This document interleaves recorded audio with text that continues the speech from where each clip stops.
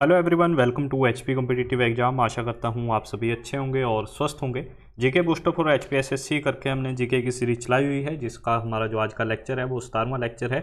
इससे पहले 16 मैं लेक्चर ले चुका हूँ। जो नए बच्चे हमारे साथ जुड़ रहे हैं, मैं उनको बता दूँ कि हमारी वीडियो की जो टाइमिंग रहती है वो रहती है शाम को 8:30 बजे। ठीक है, डेली मंडे टू सैटरडे मैं आपको शाम को 8:30 बजे वीडियो प्रोवाइड कराता हूँ। हमारा 17वां लेक्चर है। 16 लेक्चर इससे पहले मैं ले चुका हूँ, नहीं देखे आपने तो GK booster for HP SSC करके ही मैंने प्लेलिस्ट बना रखी है। जब ये वीडियो खत्म हो जाएगा तो एंड में जाके आपको प्लेलिस्ट मिल जाएगी, आप प्रीवियस के लेक्चर देख सकते हैं। और इनकी जो पीडीएफ है वो फ्री ऑफ कॉस्ट आपको हमारे टेलीग्राम ग्रुप से मिल जाएगी, जिसका लिंक भी डिस्क्रिप्शन में दिया हुआ है। टेलीग्राम ग्रुप से भी आप जुड़ सकते हैं। वहाँ पे लगभग हमारे साथ जो है 6,500 बच्चे जुड़े हुए। फर्स्ट क्वेश्चन देखिएगा। आज का फर्स्ट क्वेश्चन क्या है हमारा, मोहम्मद बिन तुगलक के आक्रमण के समय कांगड़ा का राजा कौन था? जब मोहम्मद बिन तुगलक ने अटैक किया था कांगड़ा फोर्ट पे, तो वहाँ का किंग कौन था? तो वहाँ का जो राजा था उस समय वो था पृथ्वी चंद। ऑप्शन नंबर बी हमारा यहाँ सी हमारा यहाँ पे राइट आंसर बन जाएगा। ठीक है, अभी क्वेश्चन क्या क्या बनते हैं आपके एग्जाम में। एक तो डायरेक्टली क्वेश्चन बन के आएगा कि मोहम्मद बिन तुगलक ने अटैक कब किया था। ठीक है, ये तो हमने जान लिया कि उस समय कांगड़ा का राजा कौन था, लेकिन अटैक कब किया था ये मोस्ट इंपोर्टेंट हो जाता था। तो इसने अटैक किया था 1337 में। कब अटैक किया इसने? 1337 में। कांगड़ा का जो फोर्ट है इसमें बहुत सारे अटैक हुए हैं, तो 1337 में जो अटैक किया गया वो किया गया मोहम्मद बिन तुगलक द्वारा। इसके अलावा अगर हम बात करें यहाँ पे जगदीश चंद की, जगदीश चंद ऑप्शन नंबर बी देखिएगा आप। तो जगदीश चंद जब राजा थे उस समय जो है अटैक किया गया था किसके द्वारा? तो महमूद गजनवी। महमूद गजनवी ने जो है अटैक किया था कांगड़ा फोर्ट पे। कब? जब वहाँ का राजा कौन था? जगदीश चंद था। यहाँ से क्वेश्चन बनता ही बनता है। जैसा आपको पता है महमूद गजनवी ने भारत पर 17 बार अटैक किया था, और जो कांगड़ा फोर्ट पे अटैक किया था वो किया था 1009 ईस्वी में। कब? 1009 में जो इसने कांगड़ा फोर्ट पर अटैक किया था। और एक क्वेश्चन क्या बनता है कि इसका कौन सा आक्रमण था? जैसे मैंने आपको बताया कि इसने 17 बार जो है भारत पर आक्रमण किए, तो इसका जो है कौन सा आक्रमण था? ये चौथा आक्रमण था, जब इसने किस पे अटैक किया? कांगड़ा फोर्ट के ऊपर अटैक किया। आई होप आपको इतना समझ में आ गया होगा। और एक क्वेश्चन जो हमीरपुर बोर्ड ने हाल ही में पूछा था कि अंतिम मुगल किलेदार कौन था कांगड़ा फोर्ट का? जो कांगड़ा फोर्ट है वहाँ का अंतिम जो मुगल किलेदार था उसका नाम क्या था? उसका नाम था जीवन खान। उसका जो नाम था उसका नाम था जीवन खान, जो कि क्या था? अंतिम किलेदार था कांगड़ा फोर्ट का, मुगल किलेदार। नेक्स्ट देखिएगा, कुगती दर्रा किसके बीच में है? कुगती जो फोर्ट है वो किसके बीच में है? इससे पहले मैं आपको बता दूं कि हमारी एक वीडियो आई हुई है। ठीक है, जो आप वीडियो बोल रहे थे कि आप नॉन टेक्निकल पार्ट किस तरीके से पूछा जा रहा है, 80 क्वेश्चन कहाँ से आ रहे हैं, ठीक है, उसके रिगार्डिंग मैंने वीडियो अपलोड कर दी है। अगर आपने नहीं देखी है तो उसको देख लीजिएगा, कहाँ से कितने क्वेश्चन पूछे जा रहे हैं, कौन से सब्जेक्ट से। अगर हम कुगती दर्रे की बात करें तो ये कहाँ पे है? ये है आपका लाहौल और भरमौर के बीच में। हमारा ऑप्शन नंबर ए ही यहाँ पे राइट आंसर हो जाएगा। कहाँ पे है ये? लाहौल प्लस भरमौर के अंतर्गत है कुगती दर्रा। और इसके अलावा कौन कौन से दर्रे हैं लाहौल स्पीति, लाहौल और भरमौर के बीच में? लाहौल और भरमौर के बीच में इसके अलावा है दुग्गी दर्रा और छोबिया दर्रा। कौन कौन से दर्रे हैं इसके अलावा? और भी दर्रे हैं, लेकिन जो आपको याद करने हैं वो है दुग्गी दर्रा और छोबिया दर्रा। ये किस किस के बीच में है? ये है आपके लाहौल और भरमौर के बीच में। अगर चंबा और पांगी के बीच में बात करें तो इनके बीच में कौन सा दर्रा है? तो दराटी दर्रा। दराटी दर्रा किस किस के बीच में है? चंबा और पांगी के बीच में है। कुल्लू और स्पीति के बीच में कौन सा दर्रा है? तो पिन पार्वती दर्रा। पिन पार्वती दर्रा किस किस के बीच में है? कुल्लू और स्पीति के बीच में। और अगर हम बात करें मंडी और कुल्लू के बीच में कौन सा दर्रा है, तो इनके बीच में है दुलची दर्रा। दुलची दर्रा। ठीक है, इनकी हाइट भी आपको याद करनी है, लेकिन हाइट इनकी याद करना थोड़ा जो है कठिन है, क्योंकि बहुत सारे दर्रे हैं। लेकिन अगर आप इनके नाम भी याद कर लोगे तो वो भी काफ़ी है। तो यहाँ से देख लिया आपने लाहौल में कौन कौन से हैं? दुग्गी दर्रा, छोबिया दर्रा, और इसके अलावा कुगती दर्रा लाहौल और भरमौर के बीच में। चंबा और पांगी में दराटी दर्रा, ये आपको याद करना है। कुल्लू और स्पीति में पेन पार्वती दर्रा आपको याद करना है, और मंडी और कुल्लू में आपको दुलची दर्रा याद करना है। नेक्स्ट देखिएगा, हिमाचल प्रदेश महिला आयोग की पहली अध्यक्ष कौन थी? जो हमारा वुमेन आयोग है, वुमेन कमीशन है हिमाचल प्रदेश का, उसकी पहली महिला अध्यक्ष कौन थी? अगर हम यहाँ पे बात करें तो इसकी जो फर्स्ट अध्यक्ष थी वो थी सरोज शर्मा। ऑप्शन नंबर कौन सा बन जाएगा यहाँ पे? ऑप्शन नंबर हमारा यहाँ पे बी राइट आंसर रह जाएगा। ठीक है, कौन सा बनेगा यहाँ पे? Option number B right answer बन जाएगा। अगर हम ऑप्शन को देखें तो कहीं ना कहीं 4 महिलाएं हैं, चारों ही महिलाएं जो है हिमाचल प्रदेश में किसी न किसी पोजीशन पे फर्स्ट नंबर पर रही है। अगर हम बात करें शीला कौल की, तो शीला कौल जो थी वो हिमाचल प्रदेश की फर्स्ट गवर्नर रही थी, हिमाचल प्रदेश की पहली महिला राज्यपाल। ठीक है, हिमाचल प्रदेश की पहली जो लेडी गवर्नर थी या महिला राज्यपाल थी वो कौन थी? शीला कौल। अगर हम विद्या स्टॉक से बात करें तो विद्या स्टॉक जो थी वो हिमाचल प्रदेश की पहली महिला क्या थी? स्पीकर थी। जो हमारी विधानसभा है, जो हमारी विधानसभा है उसकी पहली महिला स्पीकर कौन थी, तो विद्या स्टॉक। अगर लीला सेठ से बात करें तो हिमाचल प्रदेश हाई कोर्ट की पहली मुख्य न्यायाधीश, ठीक है, चीफ जस्टिस थी हिमाचल प्रदेश की पहली लेडीज कौन, लीला सेठ। आई होप इतना आपको क्लियर हो गया होगा। नेक्स्ट देखते हैं हम, शिमला स्थित रिज मैदान पर निम्न में से किसकी मूर्ति नहीं है। शिमला जो हमारा रिज मैदान है शिमला में, ठीक है, वहाँ पे किस व्यक्ति की जो है मूर्ति वो नहीं लगाई गई है, तो यहाँ पे अगर हम बात करें तो सुभाष चंद्र जो बॉस हैं उनकी मूर्ति वहाँ पे नहीं है। इसके अलावा महात्मा गांधी जी की वहाँ पे स्टैचू है, इंदिरा गांधी का स्टैचू है और वाई एस परमार का जो है स्टैचू है। अब क्वेश्चन क्या आता है कि महात्मा गांधी हिमाचल प्रदेश कब आए या शिमला में जो है फर्स्ट टाइम कब आए थे, तो 1921। शिमला में फर्स्ट टाइम विजिट कब किया था महात्मा गांधी ने, 1921 में विजिट किया था। और पूछा जाता है कि रहे कहाँ पे थे जब ये फर्स्ट टाइम आए थे, तो ये रहे थे शांति कुटीर में। शांति कुटीर में जो है ये रहे थे उस दिन, शांति कुटीर 1921। कब आए थे, 1921 में। Y S Parmar first chief minister of Himachal Pradesh. Himachal Pradesh के पहले मुख्यमंत्री कौन है, तो वाई एस परमार। और इनसे मैंने आपको बताया था कि कौन सी डिस्ट्रिक्ट से है, डिस्ट्रिक्ट इनसे पूछी जाती है, तो ये है आपके सिरमौर डिस्ट्रिक्ट से, ठीक है। नेक्स्ट देखिए, उससे पहले देखिएगा जो बच्चे JIT की तैयारी कर रहे हैं और टेस्ट सीरीज के लिए बोल रहे हैं, तो परीक्षा ऐप पे जो है टेस्ट सीरीज अवेलेबल है हमारी। अगर आप हमारा कोड HP50 यूज़ करोगे वहाँ पे, ठीक है, परीक्षा ऐप का लिंक मैं डिस्क्रिप्शन में दे दूंगा। HP50 जब आप कोड यूज़ करोगे तो आपको वहाँ पे 50% जो है डिस्काउंट देखने को मिलेगा, आपको डायरेक्टली जो है 50% का डिस्काउंट मिल जाएगा।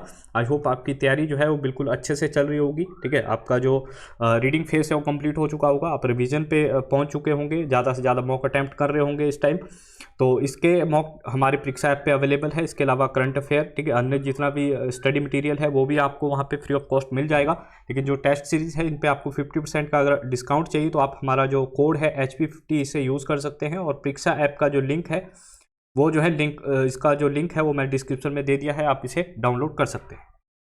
नेक्स्ट देखिएगा, निम्न में से कौन एक वेदांग नहीं है, ठीक है। वेदांगों के बारे में अक्सर एक क्वेश्चन बनता है, वेदांग जो है निम्न में से कौन सा नहीं है, तो अगर हम बात करें गौत्र जो है वो वेदांग नहीं है। ऑप्शन नंबर ए यहाँ पे राइट आंसर हो जाएगा। शिक्षा भी वेदांग है, छंद भी वेदांग है, निरुक्त भी।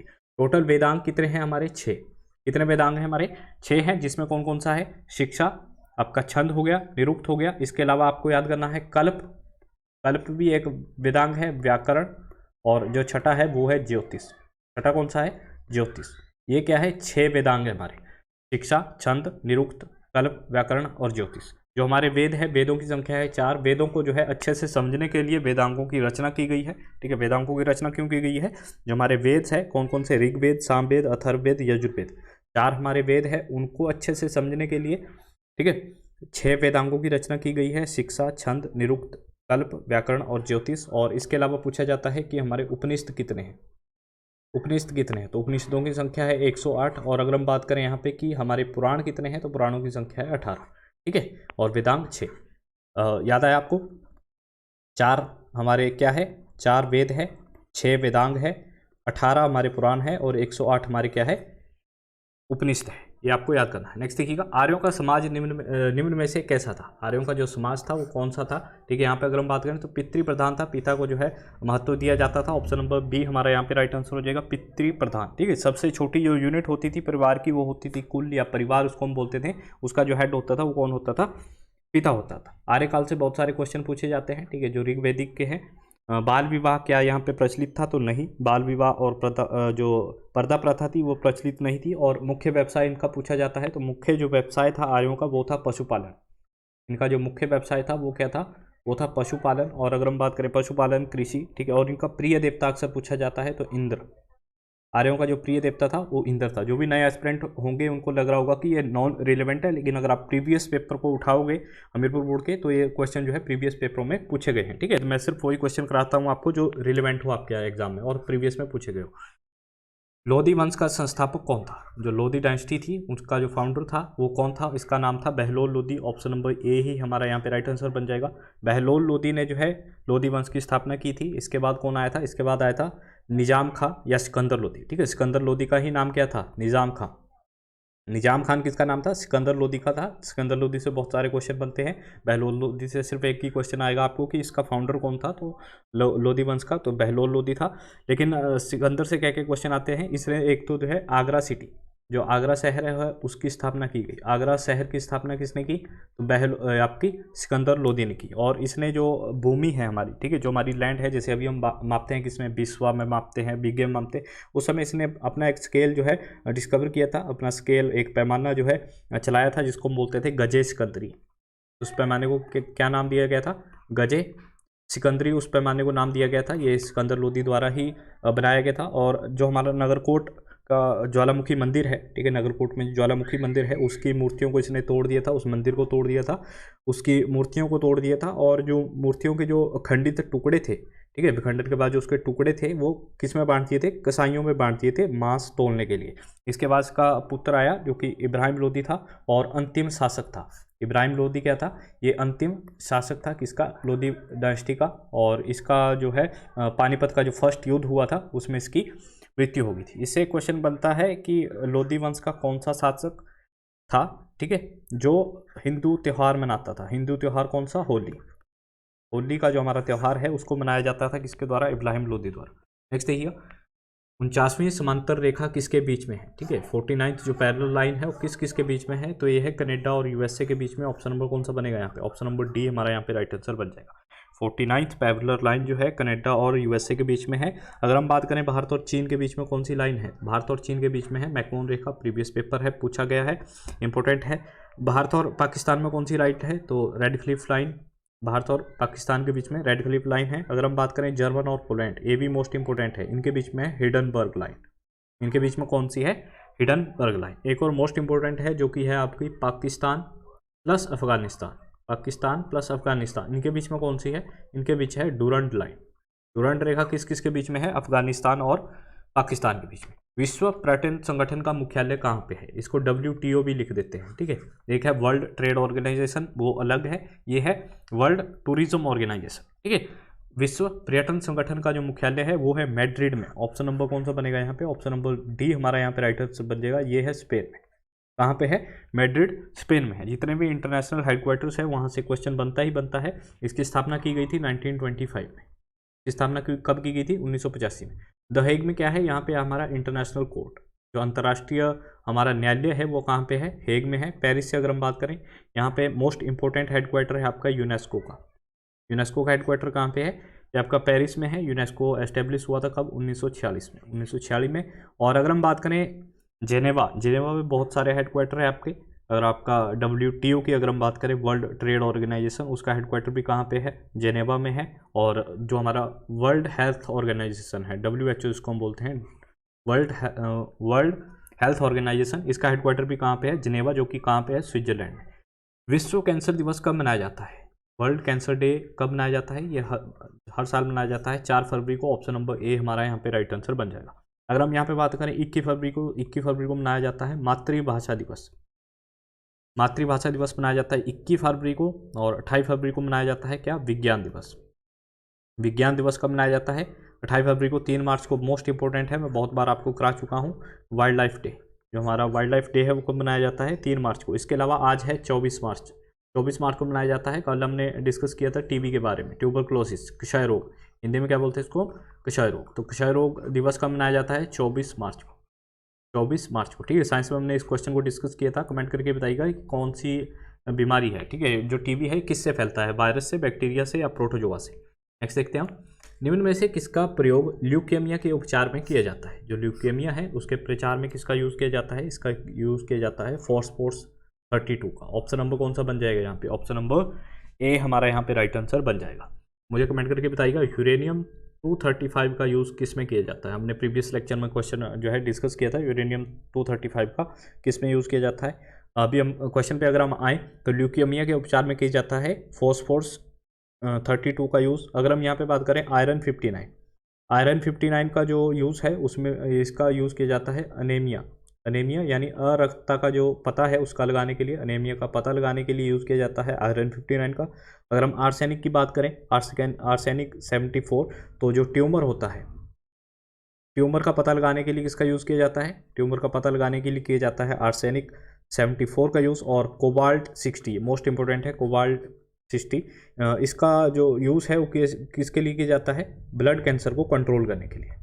ब्लड कैंसर को कंट्रोल करने के लिए किसका यूज़ किया जाता है, कोबाल्ट 60, ये मोस्ट इंपॉर्टेंट है, ठीक है। और यूरेनियम 235 का मुझे आप बताओगे कमेंट करके। नेक्स्ट है, निम्न में से किसे कोशिका का शक्ति केंद्र कहा जाता है, ठीक है, पावर हाउस ऑफ सेल, इसे जो है पावर हाउस ऑफ सेल के नाम से जाना जाता है, पावर हाउस ऑफ सेल के नाम से जाना जाता है माइटोकॉन्ड्रिया को। ऑप्शन नंबर हमारा यहाँ पे सी राइट आंसर बन जाएगा। कौन सा ऑप्शन बनेगा यहाँ पे, ऑप्शन नंबर राइट बन जाएगा। ऑल्टमैन ने जो है इसकी डिस्कवर किया था माइटोकॉन्ड्रिया को, और इसी को जो है पावर हाउस ऑफ सेल या फिर इंजन ऑफ सेल, क्या इंजन ऑफ सेल के नाम से भी जाना जाता है किसको, माइटोकॉन्ड्रिया। अगर हम बात करें राइबोसोम की, ठीक है, रिबोसोम नहीं है, राइबोसोम होगा यहाँ पे। तो राइबोसोम को क्या कहा जाता है, इसको कहा जाता है फैक्ट्री ऑफ प्रोटीन। प्रोटीन की फैक्ट्री किसे कहा जाता है, राइबोसोम को। अगर हम बात करें गोल्जी बॉडी की, तो गोल्जी बॉडी जो है इसको हम बोलते हैं ट्रैफिक मैनेजर या फिर आपका यातायात प्रबंधक। ट्रैफिक मैनेजर जो है ये कहा जाता है गोल्जी बॉडी को। नेक्स्ट देखिएगा, पत्तियों द्वारा बनाए गए भोजन को अन्य भाग तक पहुंचाने का कार्य कौन करता है। जो पत्तियां हैं, ठीक है, वो फूड प्रिपेयर करती हैं पौधों के लिए, तो उसको जो है अन्य भागों के पौधे के जो अन्य पार्ट्स है वहाँ तक ले जाने का काम जो है वो किया जाता है किसके द्वारा, फ्लोएम द्वारा। ऑप्शन नंबर हमारा यहाँ पे राइट आंसर हो जाएगा। फ्लोएम जो टिश्यू है, ठीक है, ये जो टिश्यू है इसके द्वारा ये कार्य किया जाता है, किसके द्वारा, फ्लोएम द्वारा जो है कार्य किया जाता है। अगर हम बात करें यहाँ पे जाइलम, ये भी मोस्ट इंपॉर्टेंट है, जाइलम जो है ये भी मोस्ट इंपॉर्टेंट है। इन दोनों में से एक क्वेश्चन जो है डेफिनेटली बनेगा आपके एग्जाम में। अगर हम बात करें जो जाइलम है, तो पौधों तक जो है जो भी जल होगा, पानी होगा या मिनरल हो गए, खनिज हो गए, वो पौधे तक कौन पहुंचाता है, वो पहुंचाता है जाइलम।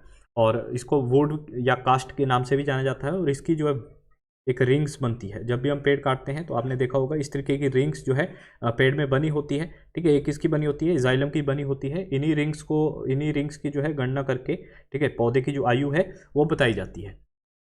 पौधे की आयु जो है किससे पता चलता है, इसकी रिंग्स से काउंट करके पता चलता है कि इसकी एज कितनी है, इस पौधे की कितना पुराना है ये, ठीक है। तो ये रिंग्स किसकी बनी होती है, बले जो है बने होते हैं आपके जाइलम के। और अगर हम बात करें कि एज का पता लगाने के लिए जो यूज़ की जाती है टर्म, उसको हम क्या बोलते हैं, आयु ज्ञात करने के लिए इसको हम बोलते हैं डेंड्रोक्रोनोलॉजी, ठीक है। पेड़ की जो आयु है उसका पता लगाने के लिए जो टर्म यूज़ की जाती है उसको हम बोलते हैं डेंड्रोक्रोनोलॉजी। नेक्स्ट देखिएगा, बारबाडोस की पहली राष्ट्रपति कौन बनी है जो कि हाल ही में दुनिया का नया गणतंत्र बना है। बारबाडोस अभी रिसेंटली जो है रिपब्लिक हुआ है, ठीक है, रिपब्लिक देश बना है। तो इसकी पहली जो राष्ट्रपति बनी है उसका नाम है क्या, इसका नाम है dam Sandra mason. Option number कौन सा बनेगा यहाँ पे, ऑप्शन नंबर डी यहाँ पे राइट आंसर बन जाएगा, ठीक है। इसके स्पेलिंग कुछ अलग भी हो सकते हैं कई जगह। तो डैम सेंड्रा मेसन जो है ये बारबाडोस की पहली महिला राष्ट्रपति बनी है। ये अभी जो है हाल ही में यहाँ पे जो राजा तंत्र था वो ख़त्म कर दिया गया। क्वीन एलिजाबेथ II थी जो यहाँ की, ठीक है, हेड ऑफ द स्टेट थी, उसे जो है रिमूव कर दिया गया। राजशाही मतलब यहाँ से अब ख़त्म कर दी गई। और जो डैम सेंड्रा मेसन है ये यहाँ की फर्स्ट जो है राष्ट्रपति बनी है। और अगर हम बात करें यहाँ पे मैगडेला एंडरसन से, तो एक कहाँ की फर्स्ट प्राइम मिनिस्टर बनी है, ये स्वीडन की फर्स्ट जो है प्राइम मिनिस्टर बनी, पहली महिला प्राइम मिनिस्टर स्वीडन की। विद्या देवना स्कीम किस राज्य या केंद्र शासित प्रदेश द्वारा शुरू की गई। देखिए आपके जो करंट अफेयर का वेटेज है वो 4 क्वेश्चन है। आपके जो एग्जाम आ रहे हैं नॉन टेक्निकल पार्ट में, उसका जो करंट अफेयर का क्वेश्चन का जो वेटेज है वो 4 क्वेश्चन है वहाँ पे। और आपको कवर करने हैं नवंबर से लेके फरवरी 2022 तक, फरवरी 2022 तक आपको कवर करने हैं। विद्या देवना स्कीम जो है ये हाल ही में लॉन्च की गई आंध्र प्रदेश गवर्नमेंट द्वारा। ऑप्शन नंबर डी हमारा यहाँ पे राइट आंसर हो जाएगा। SC/ST कम्युनिटी के लिए जो है ये स्कीम लाई गई है, ठीक है। और अभी जो है आंध्र प्रदेश ने जो है एक मोटर व्हीकल का जो टैक्स एक्ट है, ठीक है, वो पास किया है, जिसके तहत तो कौन सा टैक्स अब इम्प्लीमेंट कर रहे हैं, ग्रीन टैक्स। व्हीकल के ऊपर कौन सा टैक्स लगा रहे हैं, ग्रीन टैक्स लगा रहे हैं, ठीक है। आज के लिए इतना ही। आई होप आपको ये लेक्चर अच्छा लग रहा होगा। अगर आपको थोड़ी सी मेहनत जो है अच्छी लग रही है, ठीक है, आपको वीडियो लेक्चर अच्छे लग रहे हैं तो एक लाइक जरूर कर दीजिएगा। Thank you for watching us, have a good day.